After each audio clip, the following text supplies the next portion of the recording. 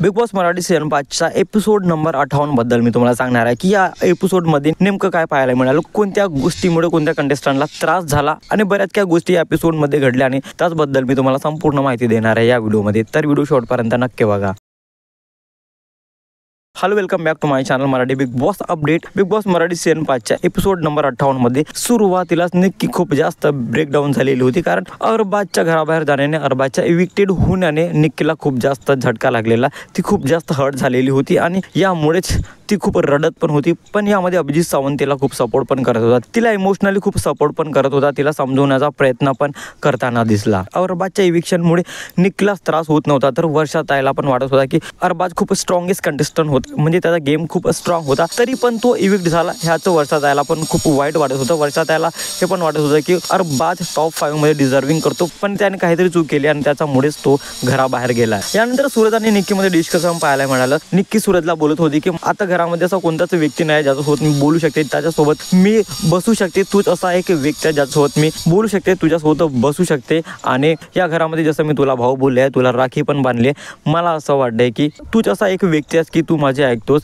तू मला तेवढी रिस्पेक्ट पण देतोस आणि म्हणूनच मी तुझ्याजवळ येऊन बसते आणि माझ्या मनात जे पण काय फिलिंग्स आहेत, जे पण काय मला शेअर करायचं असतं, मी तुझ्यासोबत शेअर करतो. आणि सूरज पण निक्कीला बोलत होता की तुला जे पण काय बोलायचं आहे ते माझ्यासोबत बोल, माझ्यासोबत बस, हे घर आपलंच आहे आणि तू स्ट्रॉंग राहा. मला माहिती आहे अरबाजच्या जाण्यामुळे तू खूप जास्त हर्ट झालेली आहेस, पण ही वेळ आहे स्ट्रॉंग होण्याची. तू स्ट्रॉंग हो, तू गेम खेळ, तुझा गेम खेळ आणि मी पण माझा गेम खेळणार. मी पण खूप स्ट्रॉंग होणार आहे. मी आता इंडिव्हिज्युअली खेळणार आहे, तू पण इंडिव्हिज्युअली खेळ. यानंतर निक्की आणि अभिजित मध्ये एक डिस्कशन पाहायला मिळाला, ज्यामध्ये अभिजित निक्कीला बोलत होता की जर आता नॉमिनेशन झालं तर घरातला कोणता सदस्य सूरजचं नाव घेणार नाही. सूरजचं नाव घेण्यासाठी घरातले लोक जे आहेत ते घाबरतात, कारण सूरज वोट आउट कधीच होणार नाही. सूरजला खूप जास्त प्रेम मिळते महाराष्ट्राकडून आणि यामुळेच याच विषयावर अभिजित आणि निक्की यामध्ये चर्चा पण चाललेली दिसली. यानंतर किचन ड्युटीसाठी घरामध्ये डिस्कशन पाहायला मिळाले. अंकिता आणि निक्कीमध्ये ड्युटीसाठी आर्ग्युमेंट पण पाहायला मिळाली, पण किचन ड्युटीच्या टॉपिकवर प्याडी दादा आणि निक्कीमध्ये आर्ग्युमेंट पाहायला मिळाली, कारण निक्की ड्युटी करायला तयारच नव्हती. तर प्याडी दादाने पण बोललेलं, प्याडी दादा पण निक्कीला बोलत होते की तू जसं बोलणार तसं चालणार नाही,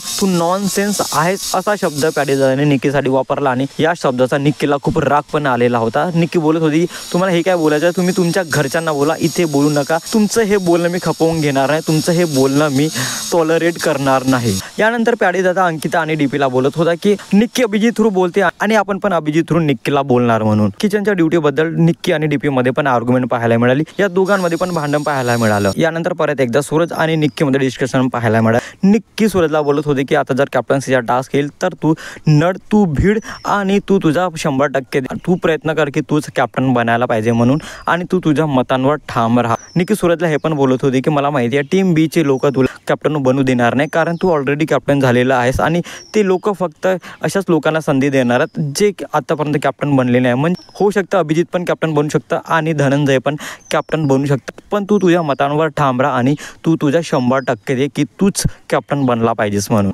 कॉफीसाठी निक्की आणि अभिजित मध्ये एक क्यूट मोमेंट पाहायला मिळाला आणि ते बघून खरंच खूप भारी होतं आणि ते पाहून मजा पण आली. अभिजितला कॉफी हवी होती पण निक्की देत नव्हती, कारण निक्कीकडे ऑलरेडी कॉफी नव्हती आणि हे बिग बॉसने बघितलं होतं आणि म्हणूनच बिग बॉसने अभिजित आणि निक्कीसाठी स्पेशल कॉफी पण त्यांच्यासाठी मागवली होती. यानंतर बिग बॉसने सर्व कंटेस्टंटना गार्डन एरियामध्ये बोलावलं आणि त्यांना सांगितलं की बिग बॉसचा हा सीझन खूप जास्त ब्लॉकबस्टर झालेला आहे, खूप जास्त TRP आहे, पण एवढं असूनही हा सीझन 100 दिवसांसाठी चालणार होता, पण बिग बॉसने हा सीझन एक्सटेंड करण्याऐवजी दिवस कमी केले. म्हणजे जो सीझन 100 दिवस चालणार होता तो सीझन आता फक्त 70 दिवसच चालणार आहे, म्हणजेच फक्त 12 दिवस बाकी आहेत ग्रँड फिनालेसाठी.